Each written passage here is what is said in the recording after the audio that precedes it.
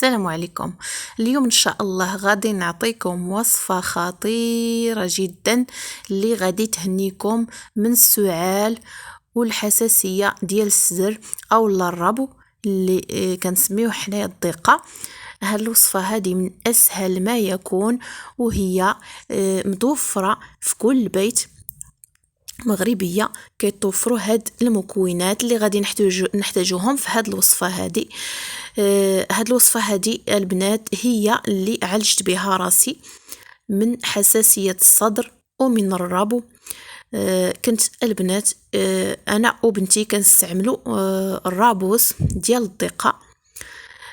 حتى جربت هاد الوصفه هذه وهناتني الحمد لله. هنتني من الرابوس، ما بقيتش كنستعملو لا انا لا بنتي، وتخلصنا من الضيقه وكذلك من الحساسيه. كنا فين ما كيجي البرد كنمرضوا، سواء انا ولا بنتي ما كنقدروش نتنفسوا وما كنعسوش بالكحه، وكذلك عينا الصراحه، عينا من الدواء. واخيرا ملي جربت هاد الوصفه هذه الصراحه واخا هي ساهله، بعض المرات كنشوفوا شي حاجه ساهله ومتوفره عندنا في البيت وكنحقروها وكنمشيو كنقلبوا على الوصفات ديال الدواء. وفي الحقيقه البنات ما تحقروش هاد الوصفات هادو التقليديه وديال الدار، نتمنى تجربوها. غادي نقول لكم البنات، هنايا في هاد القرعه كما شفتوا معايا خديت قرعه ديال الزاج، غسلتها مزيان، نشفتها ودرت فيها 4 ديال الفصوص ديال الثوم. كتاخذوا البنات الثوم الاحمر الا كان متوفر عندكم من الاحسن، كتاخذوه كتهرسوه غير شويه، غير بالمعلقه او لا بالموس، غير كتضغطوا عليه، كتحطوه في شي زلافه كتضغطوا عليه بالمعلقه حتى كيتشقق. ما كتقطعوه ما كتقشروه ما والو، هو بقشورو البنات كما كتشوفوا، ثوم بقشورو، غير كتضغطوا عليه شويه حتى كيتحل. كديروه في هاد القرعه هذه وكتخويو عليه كاس ديال الزيت البلديه، وكتغطيوها البنات بشي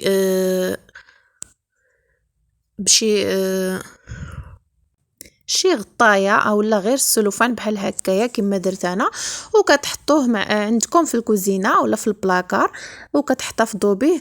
كتخليوه مده 3 ايام بين ما كتطلق هاد الثومه هادي في الزيت، وكيولي عندنا الزيت ديال الثوم. وهاد الزيت البنات مفيد جدا وغادي يهنيكم من السعال ومن الحساسيه ديال الصدر وكذلك من الربو. يمكن لكم تاخذوه نتوما او وليداتكم او اي واحد عندكم في العائله مريض، تاخذوا منه معلقه كبيره في الليل قبل ما تنعسوا، وكتنعسوا صافي ما تشربوا عليه لا ما لا والو باش يعطيكم النتيجه. وان شاء الله غادي يهنيكم كما قلت لكم من المرض.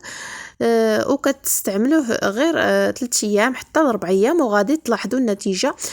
صدقوني يا البنات، هذا هو العلاج ديالي انا وليداتي فين ما مرضنا. كناخذ هاد الوصفه هذه وكنعطيها لوليداتي وكناخذها حتى انايا، وبفضل الله تبارك وتعالى كنبقى كنتخلصوا من هذا المرض هذا. هذا هو الوقيته ديالها البنات. كما كتعرفوا الناس كاملين مرض، الله يشافيهم.